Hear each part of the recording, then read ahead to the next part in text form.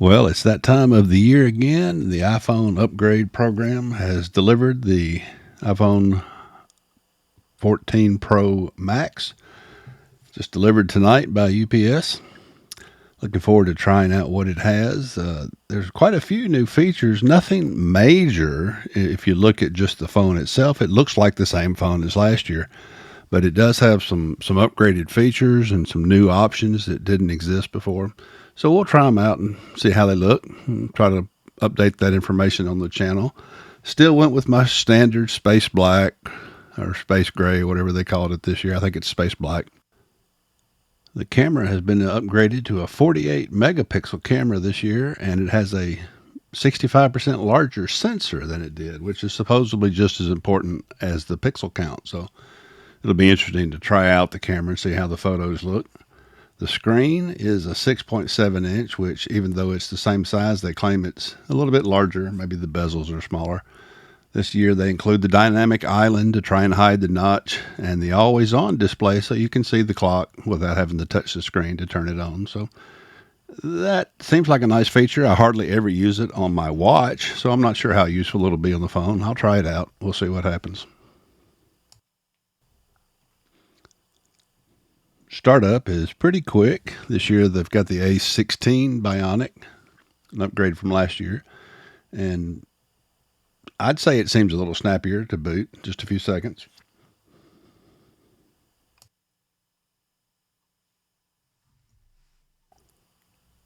Just like last year, you've got two options to set up your phone. You could use the quick start, which is where you bring the phone close to your old phone and let it use, I guess, a combination of Wi-Fi and Bluetooth to transfer everything over. Or you can go into manual mode, set up your Wi-Fi connection, and do everything from scratch, just like it was never set up before. I had a little trouble with the quick start in the past. This is a big phone now with the 1 terabyte, so we'll see how long it takes to transfer everything over. Should be interesting to find out. One big feature that we've kind of been expecting for a few years is the option to communicate via satellite, and the SOS option is there this year where you actually can send a message via satellite even when there is no cell service. That could be a big feature for the future for safety. It will be interesting to try that out and see how well it works.